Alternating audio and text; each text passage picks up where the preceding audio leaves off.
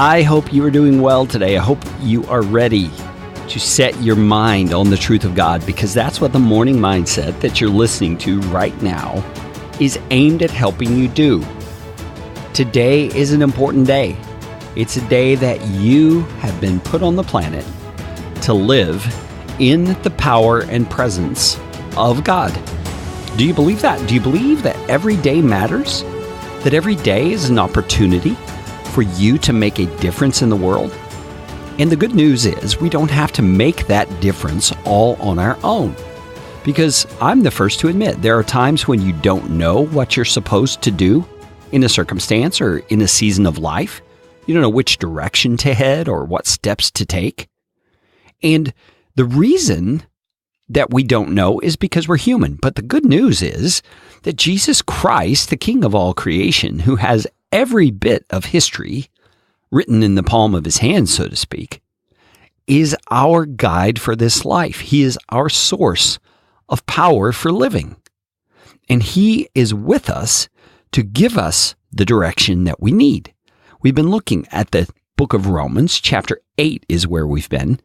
And verse number 32 has just told us, God, who did not spare his own son, is also, along with him, graciously committed to giving us all things.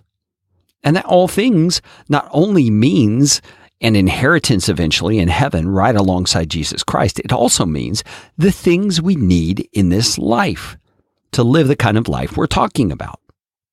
And going on to verse number 33, the Apostle Paul goes back to the idea he brought up in verse 31, that if God is for us, who can be against us? There really is nobody who can stand against us. And he says in verse 33, in the form of a question, who shall bring any charge against God's elect? Now remember, he's already said back in verse 30 that we who have placed our faith in Jesus Christ are God's elect. We have been predestined. We have been chosen by him. And he says, who can bring any charge against those God has chosen? And then he answers his own question. It is God who justifies. So stop for a moment and let's simplify it. Let's think it through on a really basic level. He's saying that God has determined and has effectively done the work through Jesus Christ to bring us to a place where we stand justly before him.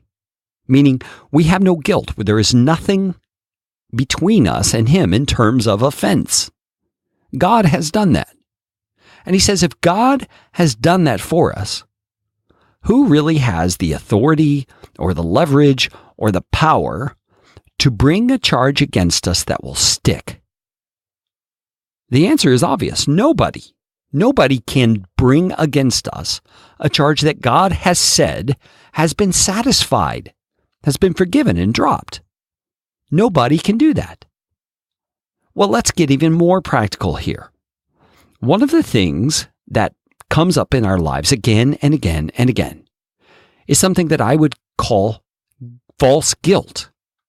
It's a sense of feeling guilty or condemned or bad based on something that we feel, something that we've done in the past perhaps that keeps haunting us and echoing in our minds.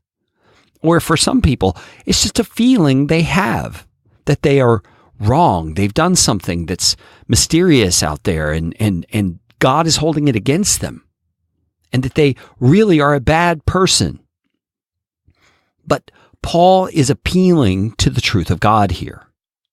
He's appealing to the action that God has taken on our behalf. And he says, if God has placed us into a position of being justified in his eyes, the only eyes that matter, as the King of all creation and the judge of all the universe, then who can bring a charge against us? Here's the good news, my friends. Not even ourselves, not even we can bring a charge against ourselves that will stand in the court of God's justice. Because God has removed every accusation through Jesus Christ. Oh my goodness, let that carry you today in faith and in confidence.